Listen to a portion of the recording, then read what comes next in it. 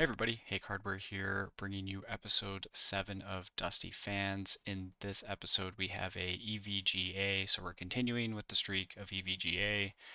The next one is not, though, so a little hint. And then GTX 670 FTW Signature 2. This is definitely starting to look like the EVGA cards I remember, which are these boxy designs with the dual fans. They look really good. I love the look of this card, and I really like the font on the top here for like the signature too. I think that looks amazing. It was a really good card to clean. If you look at some of the before cleaning photos, like these close-ups, oh my gosh, there was so much dust like just caked in there, and it cleaned up pretty good. Unfortunately, there is a little bit of corrosion, so it looks like maybe there's some dust in there, but that's actually like some light corrosion. All the dust came off, no problem. And as far as the rest of the board, the thermal paste was definitely really old, but it was just coated in dust. You can see a little bit of the corrosion on this heat sink here. So it was a great one to do. There were no thermal pads, which I was kind of surprised about. And then it has this really unique dual 6-pin connector where it's most of them they're horizontal. This one's stacked vertically, which is definitely something I haven't seen in anything but EVGA. So getting to the results here, this is a really old card, so 13 years old. The release date was back in 2012. This one was super consistent as far as the before and after, but we did see a really good temperature drop, and along with that temperature drop, we're also seeing these power draw reductions. So it's probably the fan having to work less, lowering the wattage of the GPU, which is always great. About 35 minutes. This one was easy because of no thermal pads. The thermal paste, just one. Grossness factor, just a 2. This is not loading correctly. Still working on the dashboards here, but it is going to be a giveaway card. I know it's a 670. I know I'm not like the biggest saint in the world for giving away these old cards, but if you need it for, you know, like an entry level gaming computer and you want to upgrade the GPU in a couple months because you're just saving up, this is a great card to hold you over for some like 1080p esports stuff. So the details on the giveaway coming soon. I think I've got an idea of how I want to do it, but stay tuned, subscribe if you're looking for a GPU. If you really need something now, reach out to me. You can reach me at just ops@hakedev.com. I'll put it in the description of the video. Just let me know, what you need it for, and there's a good chance I might just ship one of these cards out to you. Okay, looking at performance. I mean, this is what we saw already. We don't have any other models really to compare from. As we get more GPUs, I have lots of duplicates, so it'll be fun to compare. We have the before and after results for the Furmark test, but it was exactly the same before and after.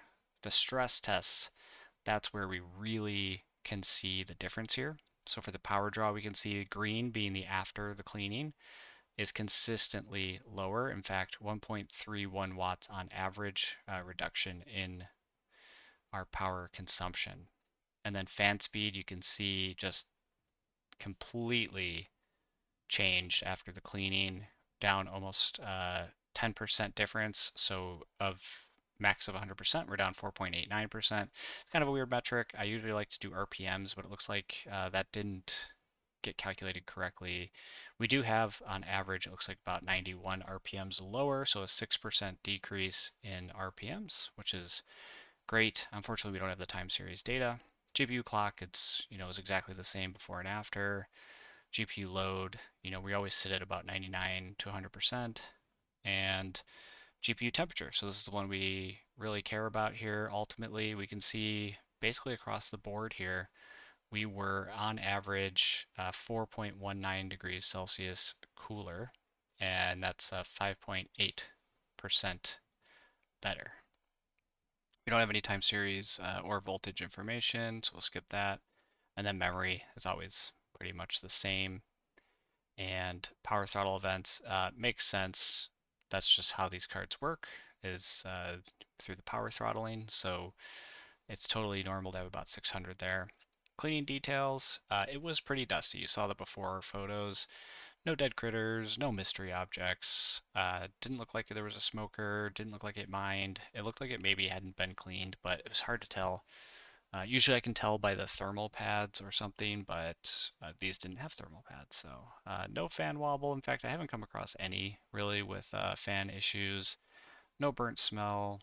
Definitely some corrosion, unfortunately, but that probably could be fixed. I haven't gone far enough as to like sand down the heat sinks or something. I'm not even sure like as far as corrosion, like what you can do. A few strands of hair and probably gaming use. One thermal paste application. There was one screw missing, which we did replace off a dead EVGA. They use this weird like nut and bolt combination, and I'm glad they didn't use that for too long, but you'll see in the video. And then just pretty standard as far as cleaning stuff. One WTF moment. I'm trying to remember what that was. Yeah, I don't know. I definitely remember saying WTF, Grotus factor of just 2, and here it is populating correctly. It is going to be giveaway worthy. We looked at the photos already, and the rankings won't populate until we publish this. So definitely there's a link to once this gets published, which when I release the episode on YouTube, there will be a URL in the description of the video, of this video, that will bring you to the GPU entry page where you can see all the information, including the blog information and the rankings.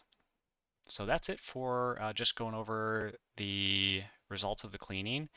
Let's bring up the actual cleaning here and get that playing. So again, this is a beautiful card. It's one of my favorite. You can see that GPU bracket is missing a screw there. It's kind of like hanging off a little bit and it's rattling. Not great. Dual DVI, HDMI, and DisplayPort. So pretty good I/O, especially for like a 670. You can see, yeah, at the top where I just pointed, that's where that screw is missing. I do want to plug a new type of video that I've decided to create. So I've gotten maybe like 40 GPUs over the past 2 or 3 weeks, just old used ones, kind of like this. And some of the packaging is so bad. So I'm going to do like unboxing of these. My face is in front of some of the text. I need to fix that for the next video. The next step here is just removing the heatsink. Pretty straightforward. Luckily, because of how this is set up, the fan cable had plenty of time or plenty of space and was very easy to get out. Usually I struggle with those a little bit, but this worked out great. You can see the dust build up on the boards. And oh yeah, so I'm going to be doing, you can see the boxes. Oh, it's on this side. Some boxes right here. Some of them, they're packaged so bad it was almost hilarious. So I'm going to do an unboxing for like the GPUs each week that I get. We might not always have GPUs every week, but I'll do probably like a weekly video of all the unboxings that I do. And I'm probably going to give them grades because some of them get an F. And I think it might just be a fun video. Even just, I just want to roast some of these people that are sending these GPUs. Okay, so pulling off that shroud from the heatsink, you can see the dust patterns there. It's interesting how they have the different style heatsink on either side. Like the newer ones, they have on the left there, I almost always see the entire heatsink that style, but we have these big thick metal fans or metal fins on the right hand side.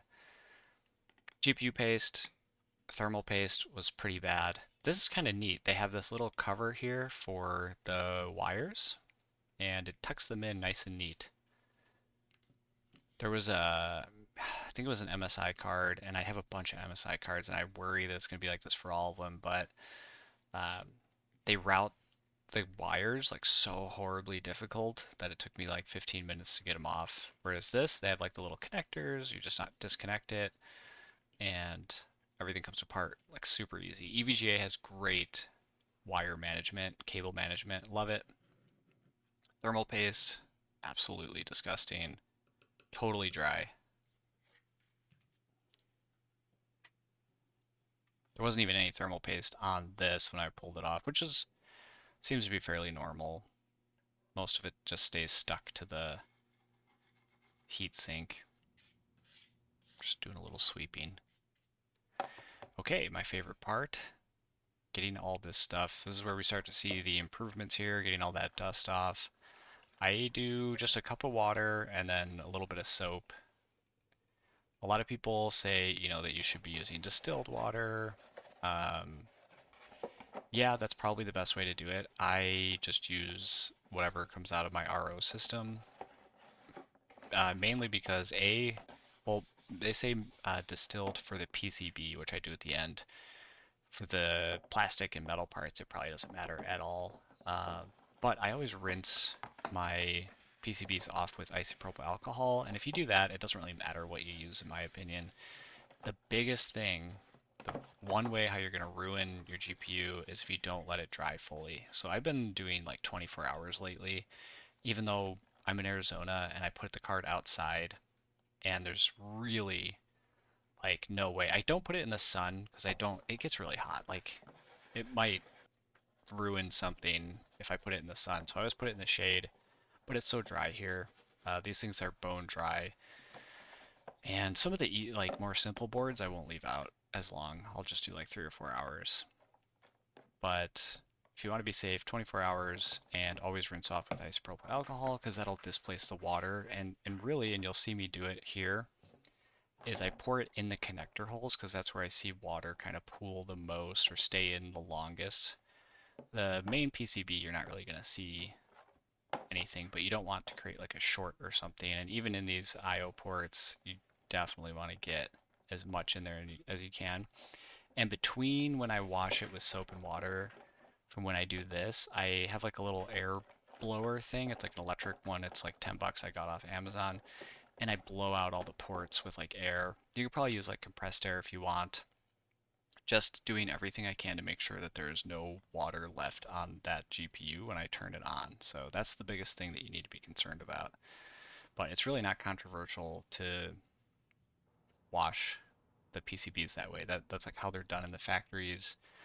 They have like a little coating on them. It's totally fine, totally legit to do it that way. But you have to be careful, and I recommend only doing what you're comfortable with. And honestly, just removing the dust is probably sufficient, and doing a repaste, like that's going to get you 99% of the way. Because I'm making these videos, why not go the extra mile, and I'm comfortable with it. And these are like, oops, hit the pause button. These are pretty cheap cards. Like if I had a 4090 or 5090, I probably wouldn't, but also those are newer cards and they probably don't have a lot of dust.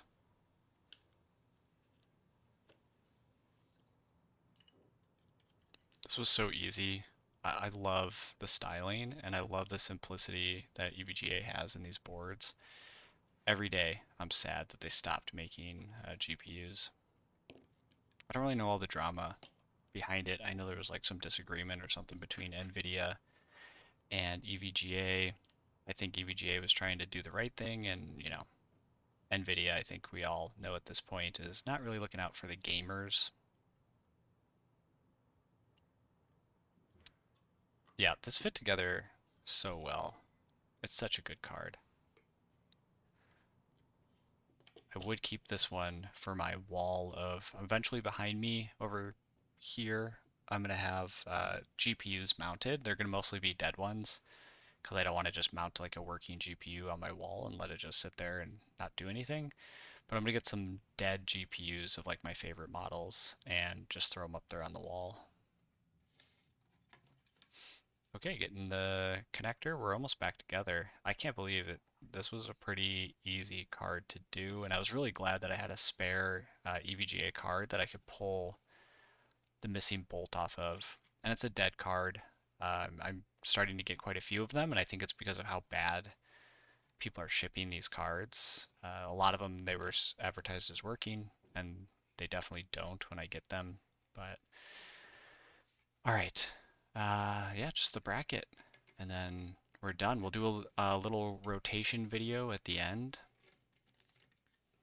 showing the before and after, but this is such a clean card. Oh yeah, here's the nut and bolt. I have to use little needle nose pliers to hold the nut behind the PCB there, and then screw the bolt in.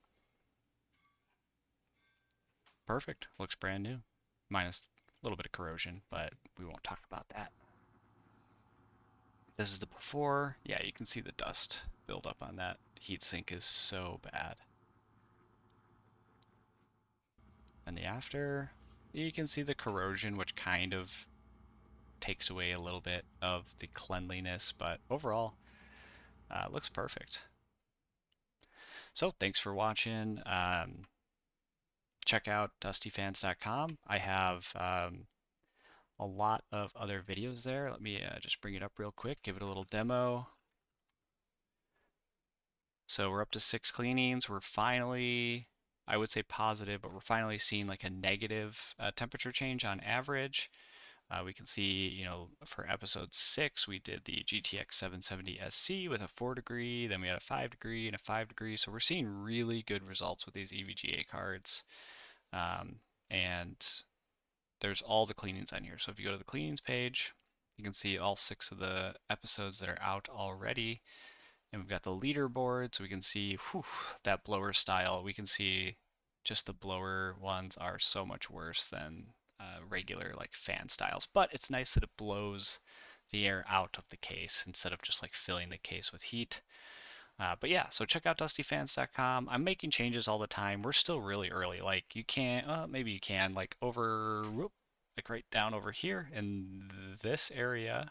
How do I get my hand in the thing? This is hard to do. Okay, over here, there's like 20 GPUs on the ground that I need to organize and get ready for more videos. But that'll be it for this one. Thanks for watching, and I'll see you in the next one.